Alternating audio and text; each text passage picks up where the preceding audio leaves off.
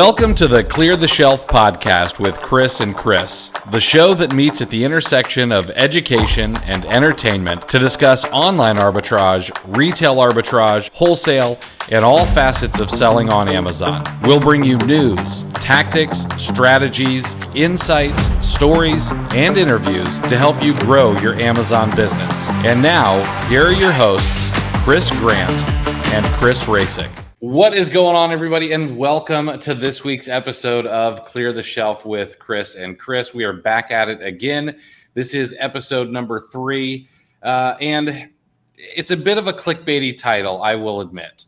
But hopefully we drop a few nuggets your way, and hopefully you weren't coming to this episode to get rich quick. But before we get there, we've got a few other things we want to chat about. Chris, thanks for joining me again. I appreciate you keeping me on top of this. How you doing this week, man? Doing good. The first full week after vacation a little bit left me scatterbrained, which is always the case, trying to get caught up and whatnot. But we're getting there. It's a good week overall. So I meant to ask you something last week when we talked about vacation.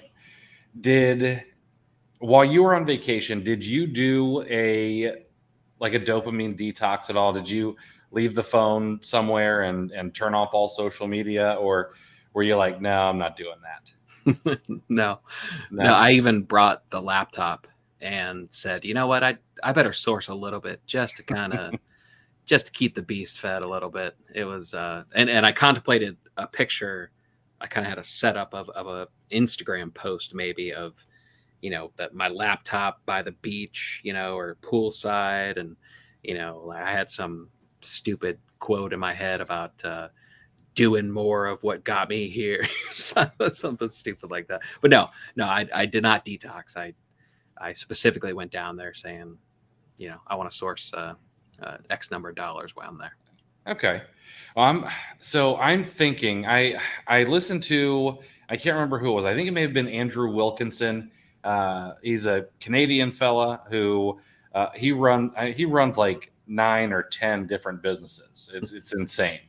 But I listened to a podcast with him, and he did a bit of a dopamine detox because during COVID he was always on some screen, computer screen, phone screen, and so he finally just pulled the trigger. So my wife and I and my son, we have a vacation scheduled the first weekend in June, and we're just going to go to the beach. And I was thinking maybe for 24 hours, I would try it. I don't know how well I'll do. I mean, it's hard to get that monkey off your back. But I was thinking about giving it a shot. One of my good friends is an IT guy, and not only is an IT guy, he's a huge gamer too. So essentially his face is in a screen every waking hour. But he used to go up to Canada. His family or in-laws or something had a cabin, but like no electricity, and you have to either take a boat or some sort of place, and obviously no signal for the cell phone. And he couldn't get a screen if he wanted to. Oh, wow. And he loves those vacations. I mean, the way he talks about them, I mean, he's absolutely loved them, which seems surprising. Yeah. Somebody that connected in his day to day, would enjoy a vacation like that much. But yeah, I'm gonna give it a shot. Maybe I'll just start with 12 hours and just dip my toe in the water just a touch and see what I think about it before I commit to a full 24. I would have tried it if I had a problem, but I mean, clearly I don't have a problem. So obviously, yeah, naturally. So I think there was something else we were going to chat about a little bit. You wanted to go off the reservation a touch before we hit the episode this week. Yes, I've forgotten to tell you this. I've forgotten to bring it up probably half a dozen times now, but we tend to like the same shows. Mm-hmm. So I needed to tell you about the latest really good show that I've been watching. Have you heard of Slow Horses? I don't think so. Okay, it's on Apple TV, okay, which is kind of the redheaded stepchild of the streaming services, maybe. But if you ever get access to Apple TV, check out Slow Horses. It's see, I'm a sucker for British spy shows and procedurals. Okay. Something about it, like Line of Duty is one of my all-time favorite shows, and Broadchurch on Netflix was fantastic. So there's something about the British shows, but this is it's Gary Oldman. Well, I'm a sucker for Gary Oldman. Oh, now that Daniel Day-Lewis retired from acting, I mean, Gary Oldman would make a claim for our greatest living actor. I think he's fantastic. I would agree with that. Yeah. So he stars as a burnout MI5 agent, kind of running a house of rejected MI5 agents who are kind of cast off, and of course they get mixed up in a a case with the main MI5 branch and stuff. It's so good. Yeah, check it out if you get a chance. I will have to check it out. There's a couple shows on Apple TV, and I have it. I am thoroughly entrenched in the cult of Apple, and so if Tim Cook tells me to buy it, I just throw my credit card at him. And so of course I have Apple TV. I've been meaning to check out Ted Lasso. I'll have to check out that. I know there's a few others that are supposed to be pretty good. Yeah, Severance is the other Apple show that I have to decide whether what I'm going to start next. Okay. So, but Ozark's in the mix too, so it's going to be a tough decision on what I start next. Ozark is an excellent show. I mean, if anybody is into pop culture and watching this, I would imagine 70% or more have probably watched Ozark or are currently binging the last season of Ozark, and that's on my to-do list as well.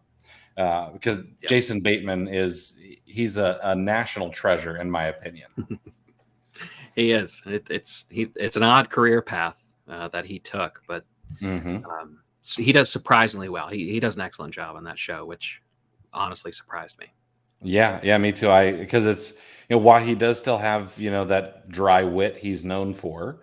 I mean, it's not a comedy like he's typically in, but he's crushed it. I think he's done a great job. I agree. Okay. All right.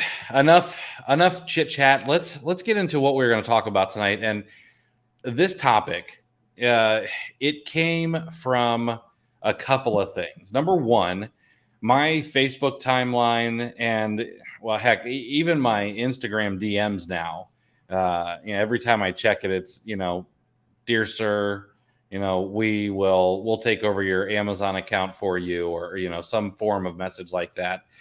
And my Facebook timeline is littered with ads all about automation. I've seen YouTube automation, eBay automation, Shopify automation, Facebook automation, Walmart automation, and I've even seen one for trucking automation. So you just hand over your cold hard dollars and they'll buy truck routes and semi truck routes across the country for you to profit off of. Now, the one that I may abhor the most, and maybe it's because I love the Amazon community, is the Amazon automation. And specifically, there was a guy talking about it in FBA Today, and that, after I read through all the comments and things, my blood started to boil.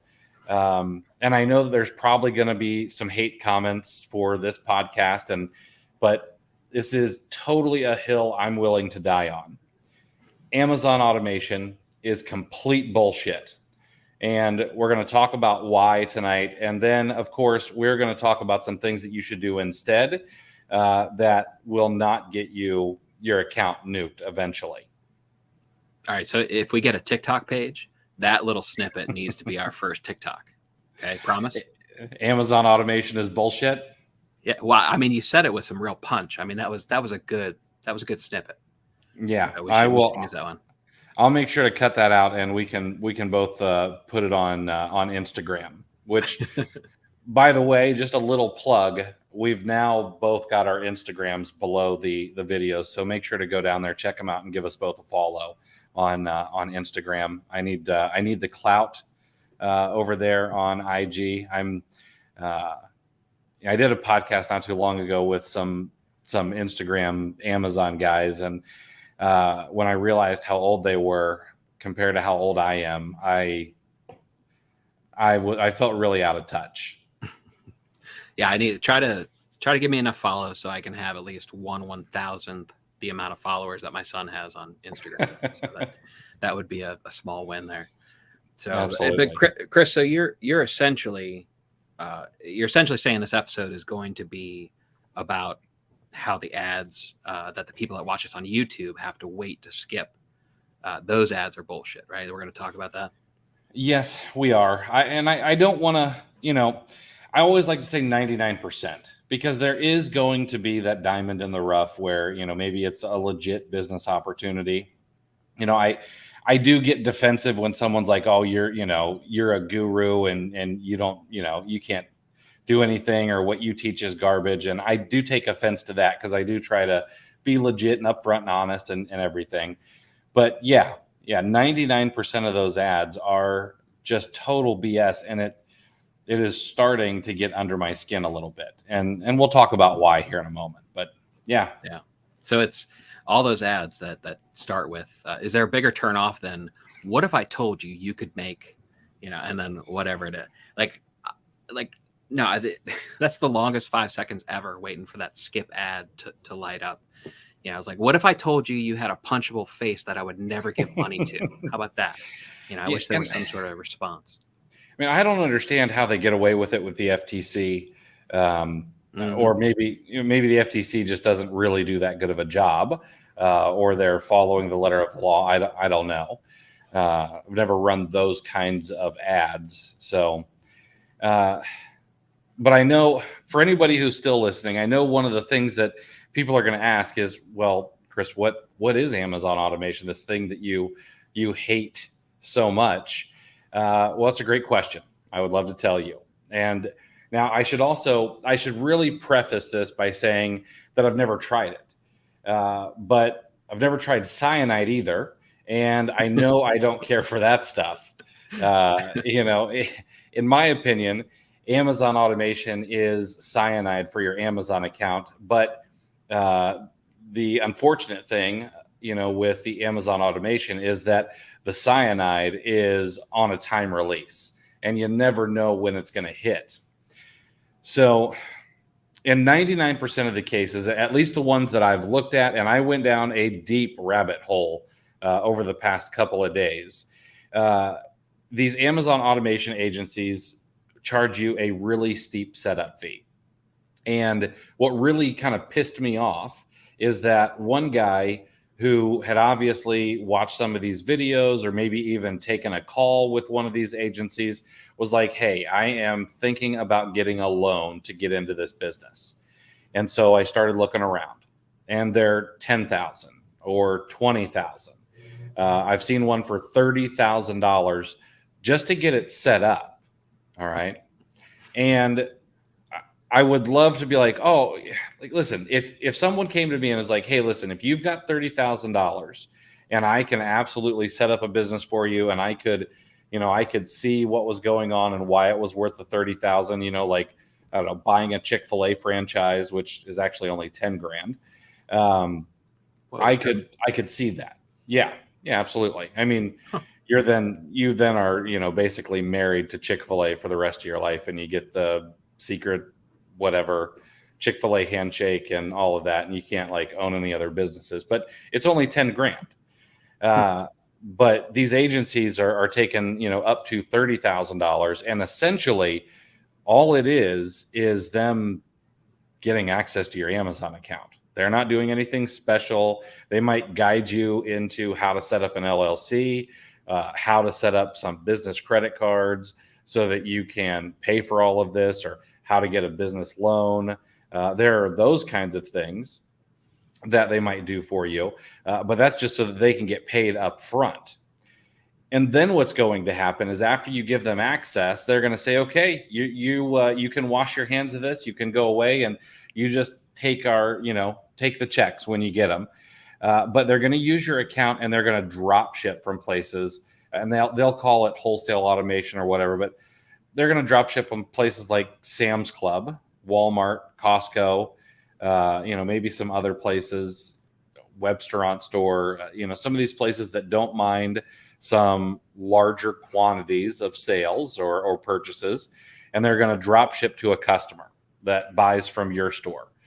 Now, if you didn't know this already, this is completely in violation of Amazon's drop shipping policy. You cannot drop ship from retailers, which Sam's Club, Costco, Walmart, Target, all of those places, they're retailers. They're not wholesalers or anything like that. You can blind drop ship. There are ways to drop ship properly. I mean, I'm not saying you can't do it. You just can't do it this way. All right. And one of the big things is that it comes in a branded box. If you order something from Walmart or Sam's Club or Target, it comes in a branded box from that retailer, and that's not allowed. Okay. And that part's pretty clear. That part. Yeah. That's black and white. Yeah. And I get it. Amazon doesn't want any brand confusion. And this is why Walmart has implemented that you cannot merchant fulfill from Amazon, which Amazon then came out with the blind box shipping so that you can block Amazon fulfillment, you can block Amazon boxes, and now you can merchant fulfill to Walmart. And Walmart's cool with it because there's no brand dilution. The Walmart customer doesn't think, oh, this came from Amazon, someone's drop shipping it to me from somewhere else. And we could go into all the nuances of why that might be. Well, I mean, one of the first things that comes to my head is if I order something from Walmart, all right, let's say you sell me something on Walmart and I buy it from you and it gets shipped to me and I get it in an Amazon box and I'm like, wait, I ordered this from Walmart. Why did I get it? Well, I don't know. If you're like me, I'm going to go look it up on Amazon and then feel hosed because I paid, $10 or $20 more. Yeah, you're revealing your source. That's not good. Exactly. And that's what a lot of people are going to say. And one of the reasons I know this is I've actually done it. I've done it on eBay in the past. It's why I lost one of my eBay accounts, years and years ago, is because I was drop shipping from retailers. It was a great run, but then you get 4 or 5 people complaining because, oh, well, you sent this to me in a BH photo box and I ordered it from eBay. And then, the receipt was in the box and now I'm irritated. And so that's kind of the thing. But what happens is eventually you get caught for a number of reasons. Number one, enough customers complain about price and getting it at a Walmart box and whatever, or you get a ton of returns, or there are complaints about the shipping times, because Amazon shipping criteria is you got a pretty tight window. Maybe you have a day or two to be able to for processing, but then you got to get it out there. And not everybody ships like Walmart, or well, not Walmart actually. Not everybody ships like Amazon. Target's pretty good. I usually get things from Target within a day or two. Walmart's pretty good, but Sam's Club is not so great. I just ordered from Dick's, and I don't expect that stuff until the end of May. But Walgreens will completely destroy the package. Don't even think about that, because Walgreens shipping department actually they drop it off the side of a mountain down to the delivery trucks. I don't know if you know that, but that's their infrastructure for shipping. They're like conveyor belts. We don't need any conveyor belts. We've got a 20% decline right here. We can just toss it. Right. So now, on top of the steep fees that is charged to get you set up, it irritates me because your account only costs $39.99 a month. And there's nothing special they're going to do to it. Well, after that big fee, they also then want to split the profits with you for their done for you work. All right. And here's the other rub. Okay. In 99% of the cases, that $20,000 or $30,000, that doesn't get you any inventory. All right. That doesn't get you squat. Doesn't matter if I saw one that was like, oh yeah, come on down to our warehouse and check it out. They happen to be here in Orlando. And I was so tempted to hit that schedule a call and a tour button.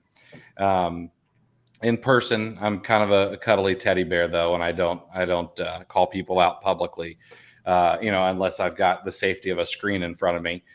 And I was looking at their tour video, and there are vacuum cleaners out of the boxes, and returns from Amazon piled up everywhere. I'm like, that's not inventory. I'm like, that's stuff you couldn't sell, is what that is. But they want to split these profits. Sorry, they want to split these profits with you. And sorry, I lost my train of thought jumping on these guys. But once they have your store all set up, you then have to also pay for the product that gets shipped to the customers. So, and here's the thing about drop shipping. It's not a completely hassle-free kind of process. You have to get a sale. You then have to front the money because Amazon holds on to it until the customer gets the product.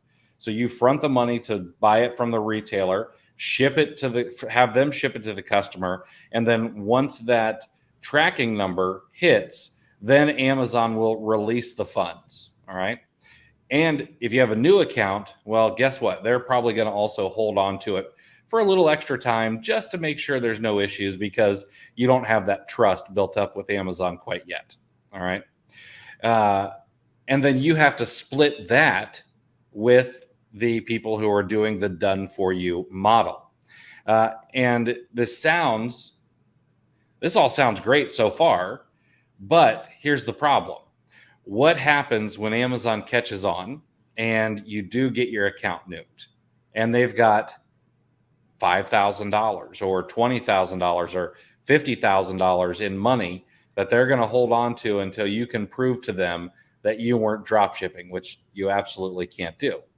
Well, I can tell you from not only experience, but also from talking to other people, there's a lot of times when Amazon does not give you that money ever if you've been suspended. It's gone. You can take them to arbitration if you want to, but chances are you're probably not going to, and you're just going to walk away. And then guess who's on the hook for that money? Do you think it's those companies? Spoiler alert. Yeah, they're gone. They're like, sorry. Maybe they'll be like, hey, we'll try to help you get another account, which it's possible. You can create a new entity and get new cards and a new address and new IP addresses, or go buy an account from someone who has been letting it sit around for a while and change the information on it. Hope Amazon doesn't catch on that it's you with another account. But there's time and money again. And so I don't know. Whenever I see an ad like these, I'm going to pull this, these words are right from the Google ads. All right. Their ads talk about fast money, turnkey, 100% hands off, passive income, no heavy lifting. If I were a girl looking for a Tinder date and those were the words in the profile, they would be massive red flags. Which way do you swipe? Which one's the good swipe? Good question. We're both married. We don't know that information. Yeah, I don't know that. I don't know that answer. But those are huge red flags, and I don't know. This kind of thing really, really frustrates me. All right, I've got a couple thoughts before I don't want to. I mean, you're on such a roll. I hate to pinch it off, but the way you just described it, I couldn't help but think. At least the first part, I couldn't help but think of The Big Lebowski when he's talking to Tara Reid, and he goes, "Yeah, let me just go find a cash machine." And then my other thought is, are you trying to talk the listeners out of doing this, or are you trying to talk me into starting one of these automation? Because I'll tell you what, I could be swayed that reputation and self-respect are a little overrated. I think, I mean, when you got to the 20 to 30 grand up front, I started questioning my own morals. It is easy. And that's one of the problems with me, I think. the ability to look at myself in the mirror every day comes at a price. And that price is a smaller bank account that I could probably have if I were, in this game for just a cash grab. But then I look at the people who are doing this, and they're I went and stalked social media profiles. I went and read a bunch of copy on sales pages, and there are these 25-year-old kids wearing Balenciaga and Dolce and Gabbana, sneakers, and hanging out in Miami nightclubs and renting Lambos, which they admitted. So they get my respect for admitting it was a rented Lambo. But I don't know, man. Well, the joke's on them, because the Air Monarch is actually coming back into style. I'm not sure if it ever was, but if it was in style at some point, it's coming back. So, you can have your fancy shoes. Give me those grass stained New Balance all day. That's right. Right. That's hashtag sarcasm. But like, this is frustrating. Like on a more, maybe 50,000 foot level, is the fact that these people are making money. Like that's these guys are debunked pretty easily. I mean, I watched, in researching this episode, this topic, I watched an 8-minute video of somebody who explained, and basically his punch was the terms of service, which, that should shut everything down right there. But, has there ever been a greater sales pitch than here's a massive benefit with no work related on your part? Has there been anything greater in the history of sales pitches? Get rich while you watch TV, lose weight with no diet or exercise. I mean, there's a reason that the weight loss industry was projected to hit $250 billion in 2021. And it's growing. And they said the study that I read had $254 billion in 2021. And that was expected to grow to over $330 billion in the matter of a few years. So it's still a growing industry. I mean, it amazes me. So this might be a tangent here a little bit, but I'll try to make a quick story for you.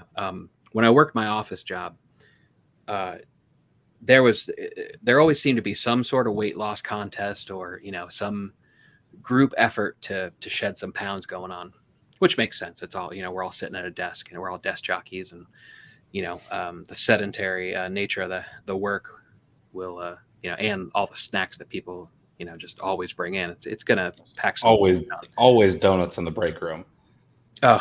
Donuts and the one lady owned an Italian restaurant. She brought pepperoni rolls in on the regular. It was irresistible. But my favorite method, and there was some wacky stuff that I saw, but my favorite method that I saw over the 10 years that I worked at the bank was, there was one lady that she had either read or heard that you could lose weight by adding butter to your coffee, like actual butter, old school sticks of butter. There was a plastic knife and the wax paper opened in the break room by the coffee maker.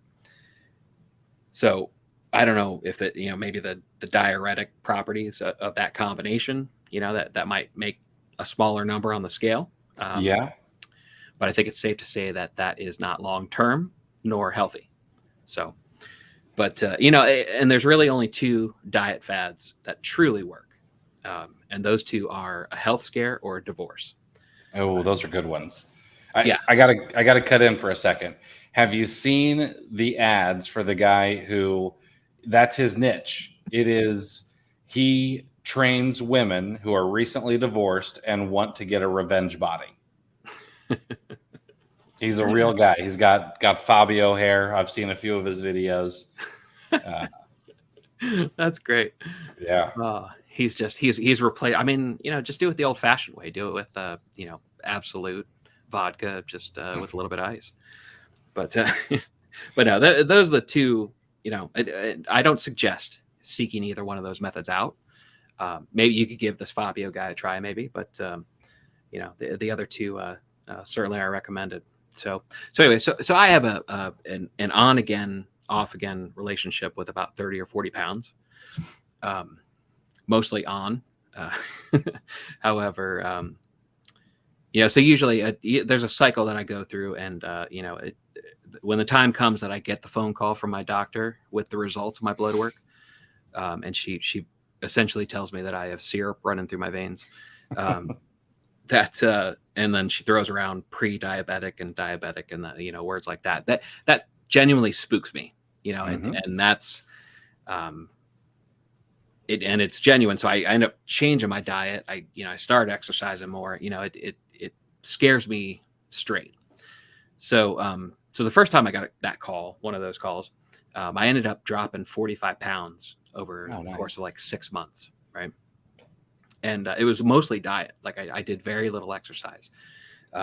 What I was using, I'm not going to be able to think of the app. One of the Fitness Pal. Yes. Yeah, exactly. I tracked everything that I ate.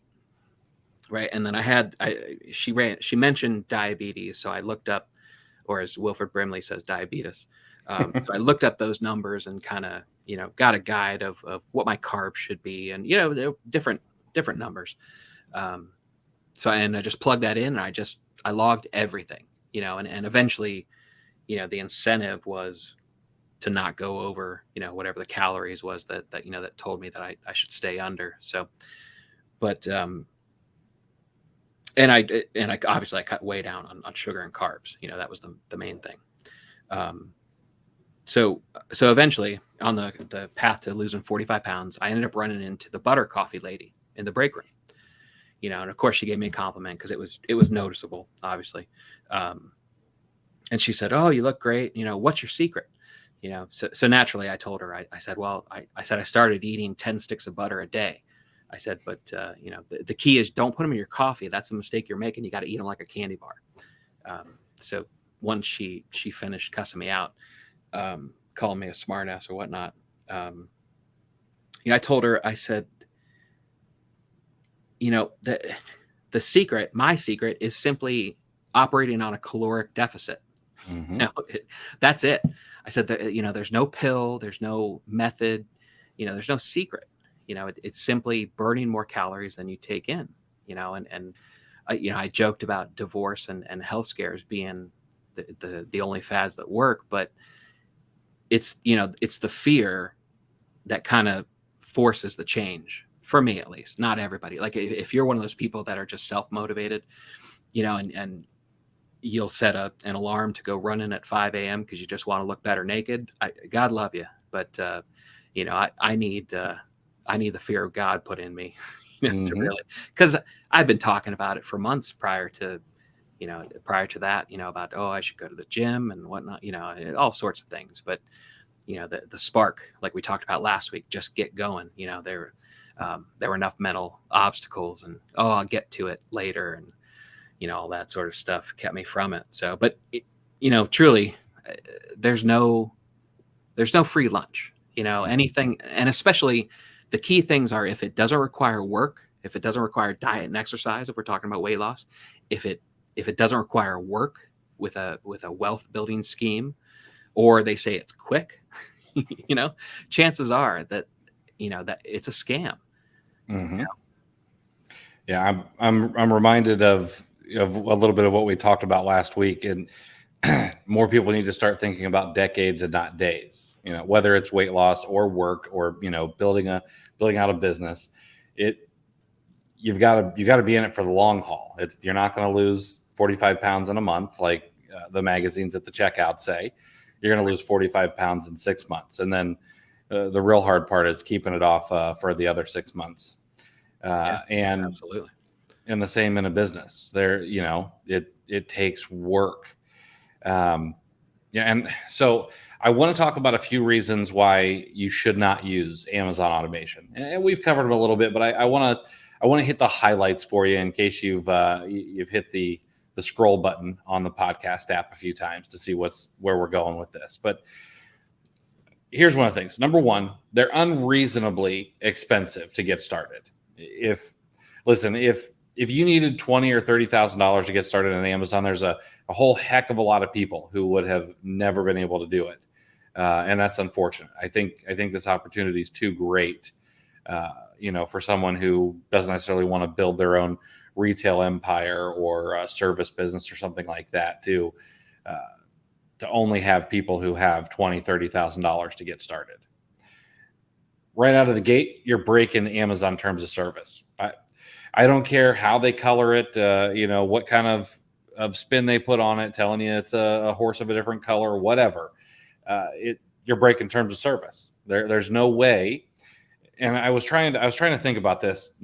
These people say, "Oh, well, it's wholesale automation," and so to me, that's like, "Oh, well, you pre-vet all these wholesalers and you order the stock and you hold it, and then you're going to sell it for me, and you're going to take a piece of the markup." The problem is, if you have 50 or even 100 clients, you tell me what business is going to be able to order that much inventory and hold it until you get it sold. It just doesn't work that way. All right. The risk, no matter what kind of risk reversal they try to say or anything like that, the risk is on you. I can guarantee that if you drop the 30 grand and you get your account shut down, and maybe you've got another $5,000 or $10,000 on a credit card, they're not going to cut you a check for that. It's not going to happen. They've already rented the Lambo. They've already bought the Balenciaga t-shirt and the Dolce shoes. They don't have the money to cut you that check. All right. So it's going to be on you. Your risk of suspension is high. You're breaking the terms of service. Do you see some people get away with it for a long time? Yeah, absolutely. But eventually you get caught. Okay. There's also been reports, and this is anecdotal. I've read about it. I have not, talked to a person firsthand, but there's reports of some of these agencies that push people into getting loans and increasing credit card limits to pay for the services and the products. And I don't know, if somebody is ever pushing you to, hey, why don't you get on the call? Or why don't you hop on a call with your bank right now and increase your credit card limit so that you can afford this because you can't afford it out of cash? That's really a turnoff for me. The guarantees are bullshit. I saw one that said if you don't make your investment back in 24 months, so 2 years, you drop 30 grand. If you haven't made that 30 grand back in 2 years, they'll write you a check for the difference. One, I don't see these kids being around in 24 months. I would imagine they're like, you know what? Yeah, we'll go ahead. We'll put out this guarantee. In about 22 months, we're going to be out of here anyway. We're going to be on to the next thing. There was a group of private label course sellers that kind of did this. They were around for like 12 months and then vanished, just off the face of the earth. Haven't seen them anywhere. The warehouse tours I watched in some of these videos with used vacuums on the shelves and just enough inventory to kind of make it look like they're not drop shipping. That really frustrated me because now you're not just putting pig or lipstick on a pig.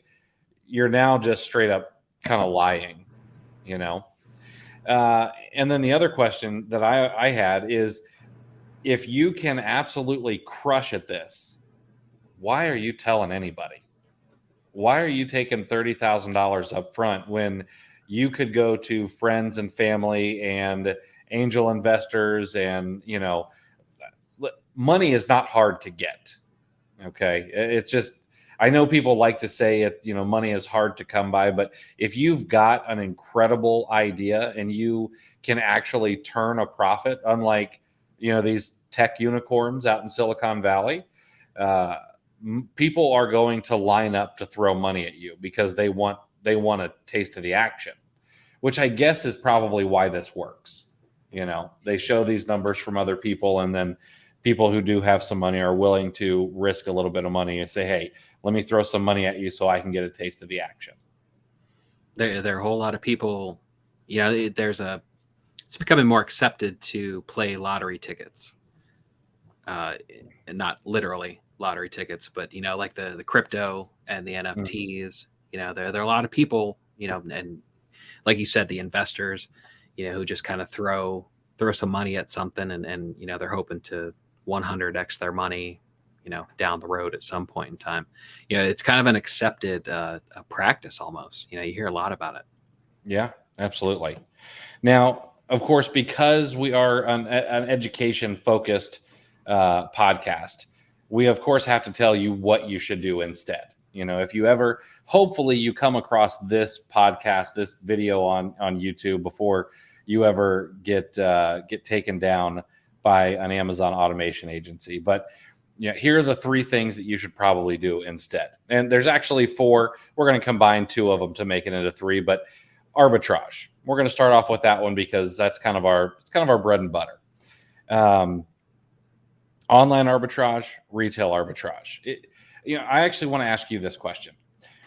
When you go out and you start looking for things to, how to make money online, how to make money on Amazon, whatever kind of path you meandered down when you got into it, what pulled you to arbitrage compared to going directly to wholesale or private label?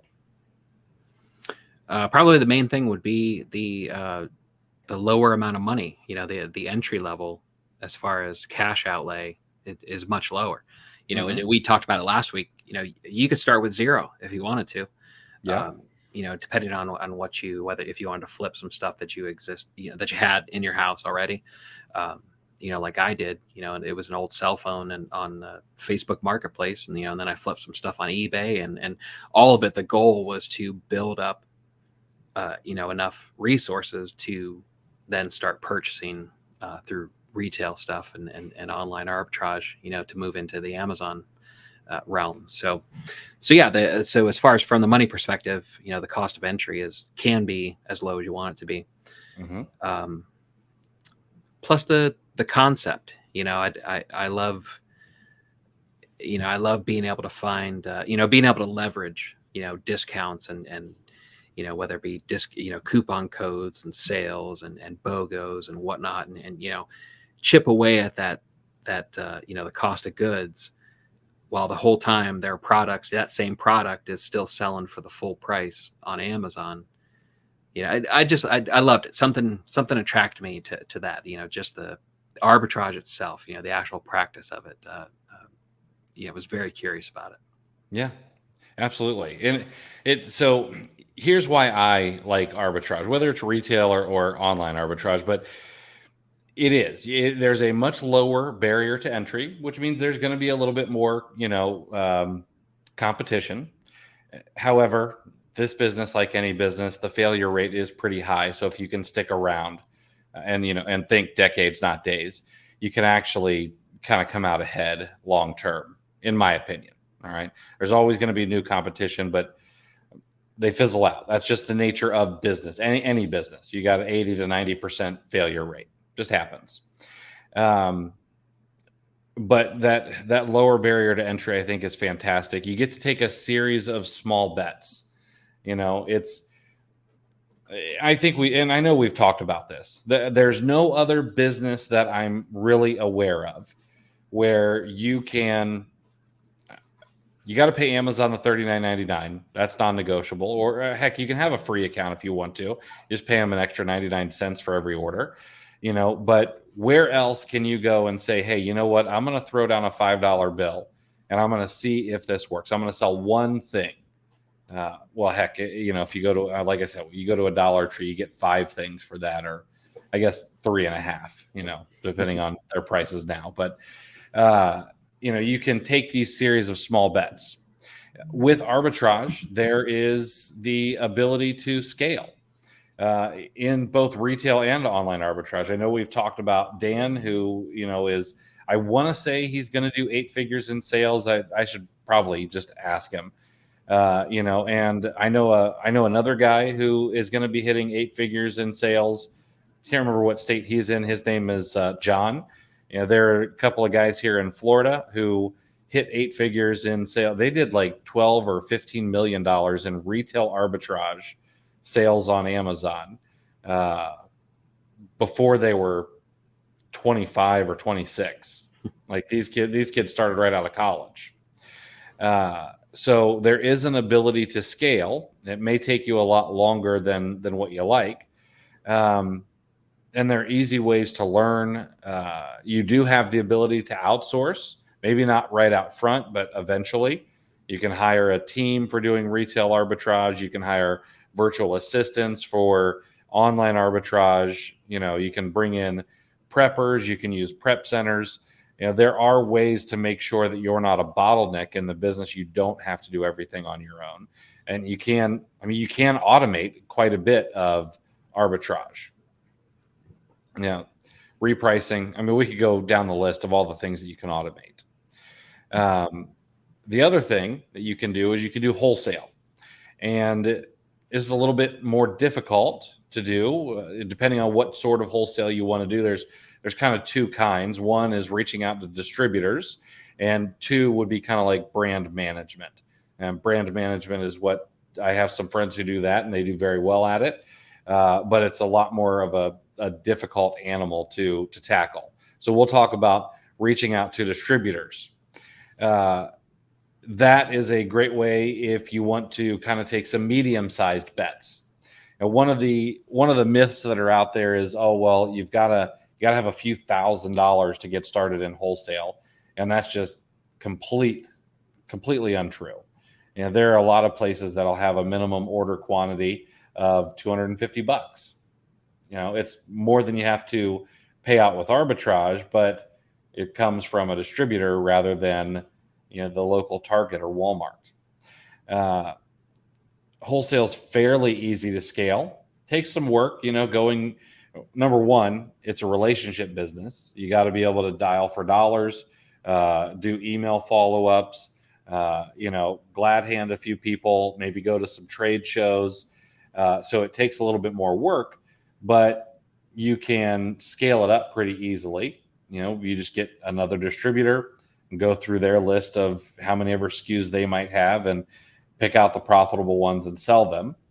And there's a little bit more of a moat around this type of business because of fear of failure and, people's time. Maybe they don't have the time to call distributors during the day when they're going to be open. And maybe you're just better at shaking hands and kissing babies than other people are. And that's okay to use that to your advantage. And then the last one would be private label. Private label still confuses me, and I need to learn more about it. But private label is going to be the hardest of all of these. You got to take much larger bets normally. You usually can't just spend $500 or $1,000 ordering something from China. You need to spend a couple $1,000s to really take a stab at it. You can get things built, or you can get things manufactured here in the United States. But again, the price is typically going to be a little bit higher. You're not going to pay, a couple dollars a unit. You might have to pay $10 or $20 a unit. But if it's made in America, you've got another moat around your business. So you've got to take much larger bets, but you've got to worry about black hat competitors. There is a lot of competition in the private label space, especially in certain niches. If you want to get into the supplement space, you might as well just figure that someone is going to try to take you down on Amazon.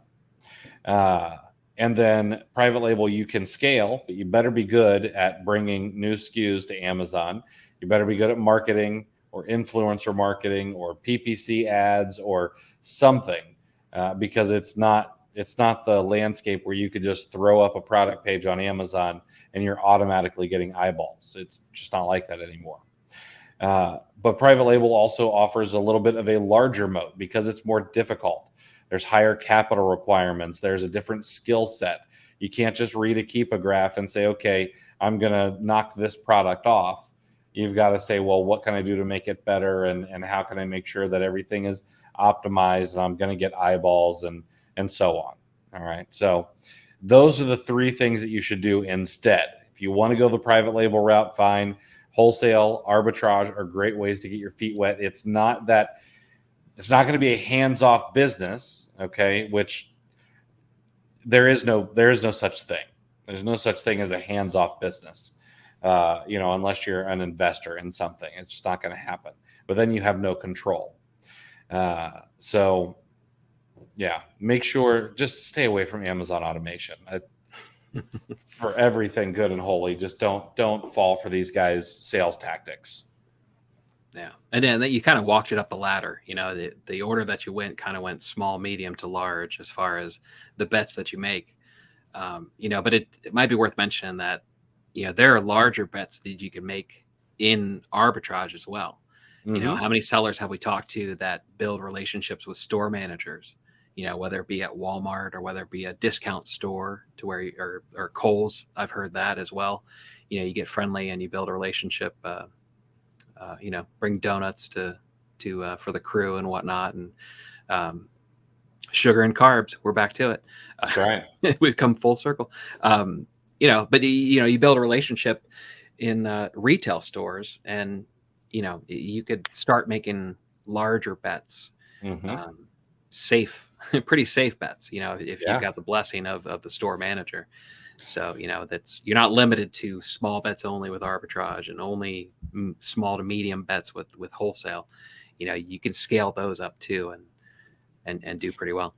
That reminds me of something I think you brought up in one of the past episodes. Is I think that there's going to be a opportunity for larger and larger bets here in the future in the arbitrage space. And here's why. In the past, I've known some guys who have gone and they've bought out entire stores that are being liquidated and being closed down. Do you remember the Sports Authority franchise or store that was around? All right. Yeah. Well, when there's some guys here in Florida who bought out at least one entire store when it was being liquidated. Walked in, talked to the manager when they're at like 75% off or something like that, and they're like, "Hey, what if we just take the whole place?" And I would have loved to see the look on that guy's face, but from that, they were able to get things like bats and batting helmets and shoes. And then one of the things that they absolutely crushed on was these volleyballs, leather collegiate volleyballs that, they picked up for a few dollars and they were selling for like $100 a pop at the time and selling well. And so then, of course, they went out and, I need to dig up this old video. These guys got a loan from a loan shark. When I interviewed this guy, he kind of beat around the bush a little bit, but, the guy was wearing cowboy boots, a sharkskin suit, some gold chains and a cowboy hat. And he was in some office there's like a massage parlor, and then there's his office down a hallway. I'm like, that's a loan shark. Like, I think that's my spirit animal too. I'm going to get your kneecaps, or I'm going to put screws to your thumbs when you don't make the payment. And he didn't say no. So they then went out and bought the volleyballs out at the rest of all the sports authorities and just absolutely crushed that year. Wow. And you brought up how many stores are kind of on the chopping block over the next couple of years. And wasn't it something like 50,000 retail stores? Yeah, like the original projection was like 65,000 retail stores over the 3-5 years, something, an enormous stat like that. Yeah. So I can foresee over the next couple of years, while that happens, while those start closing down, if you are somebody who's willing to find out when they start closing and going in and talking to people and, shaking hands, taking those carbs and coffee will work. It's one of the best networking tools ever. And chat with people, you could probably get the opportunity at buying out some of those stores. Yeah. So yeah, we do local discount store. We've talked to people that actually get to go and take a peek before stuff hits the shelves. So, and you get a little bit of a discount if you take it off the pallet and save them from putting their own stickers on it. Yeah, there's lots of opportunities like that. Absolutely. Anything else you want to say on the topic, or do you think we exhausted it? No, I'm trying to come up with my own YouTube script on my my new Amazon automation business. It's just man, Yeah, it's it's frustrating. And amazing. I'll tell you what, if you've got a story about this, if if you're listening and you're like, oh yeah, I tried that, I'd love to hear it. I'd love to be proven wrong, number one. Yeah. Or I'd love to just commiserate a little bit and see what you went through and how you overcame it if you did. Because that I think that would be a great story, is how did you overcome from the hole that maybe they put you in. But we should probably end off with quote of the week. And Chris, I'm gonna let you take it because I know you did the research for these ones this week. So what is the quote of the week? Well, that TikTok snippet. This episode had a bit of an edge. You were a little wound up on the topic, so I thought of some snappy ones. You ever seen the movie Rounders? Great movie. Oh, I love it, love it. How many times have you seen it? I'm double digits at least. Oh, just 2 or 3 times for me. Okay. All right. But Mike McDermott in the movie, which is Matt Damon's character, says, if you can't spot the sucker in your first hour at the table, then you're the sucker. That's, as far as get rich quick schemes and ads on YouTube that are loading and what if I told you scripts. I thought that was pretty good. And then along those lines, I was thinking it was P.T. Barnum at first, but his is a little bit different. But the quote I liked was, "A fool and his money are soon parted." That's a good one. Which is I guess that's Thomas Tusser, which I wouldn't have been able to tell you that before I Googled it. But there's something to be said about that quote because it's almost 500 years old. See, that's crazy. From the 1500s. And that just tells you, I mean, we know about like snake oil salesmen, in the 1800s or early 1900s, selling whatever heck, it was probably just a lot of opium is what it probably was most of the time. This will cure everything that ails you. Just a dab of opium under your tongue. But it's kind of crazy how long snake oil has been sold, around the world. Just crazy to me. It is, yeah. It really is amazing, and there's new, there's new versions of it coming all the time, but it's all set on the same basic principle. It's fascinating, really. I won't name any specifics because I don't want to alienate a growing audience. I want to keep it that way for this podcast. But ultimately, those are kind of harsh. That and there's been we've been poking sticks at these bears all episodes. So I figured we should probably do something a little more positive, something that you could take away on a positive note. And it's from Don Quixote. And I love the quote: "Diligence is the mother of good fortune, and idleness, its opposite, never led to good intentions goal." That's a good one. I really like that. Yeah. And it's basically just the basic principle. Even my story about losing weight, it's just constant, steady, hard work will bring you the best results, and it'll almost create your own luck in a sense, And then I love the rest of that quote, because usually, you usually see that quote if you've seen it before, because Benjamin Franklin has one that says, "Diligence is the mother of good luck." Which is good also, but obviously, a sibling to this one. But I love the second part of this, where it talks about idleness. Mm-hmm. It never led to good intentions goal. You got to put the effort. Just keep moving. What was the great quote from the comment section from last week's episode? You can't steer a ship that isn't moving. Yes, you can't steer a ship that isn't moving. That was great. Yeah. So true. Yeah, I love that quote by Don Quixote, or in the Don Quixote book. It's almost like James Clear read that and then was like, "Oh, that's an entire book right there." Right. It really is. I don't know. I've never done anything good while I'm being idle, and just plugging away really is. I mean, it's the only thing that gets you to where you want to be, and it's just getting a little bit better every single day. So keep going, make progress. All those. Trust me, I've tried to stay idle as much as possible, and I've got a very long running case study, and it doesn't work, unfortunately. Yeah. About the only thing it's good for is a Netflix binge. Other than that, not a whole lot. Yeah. And, put on 40 pounds and letting your blood run with syrup in it. Exactly. So, well, guys, I really do hope you enjoyed this episode. I know that I was probably a little bit more high strung than I typically am, but this one kind of burned me up a little bit. So, do us a huge favor. Make sure to hit the like button, drop us a comment, or leave a review of the podcast, and hit the subscribe button. We'd really, really appreciate it. We're going to keep bringing you guys some episodes. We've got some good stuff in the works, I think, and I'm starting to get some guests lined up. I've got some Chris's who said that they will come on and chat with us. Chris Mania. Exactly.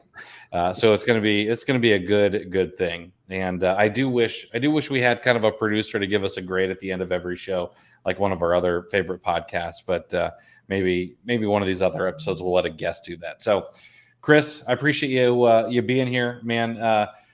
Guys, make sure also check in the comment section or the details about the show, and you're going to see our Instagram handles. Go out, give us a follow. I would greatly, greatly appreciate that. And see you guys next week. Chris, thanks for hanging out, man. I appreciate you.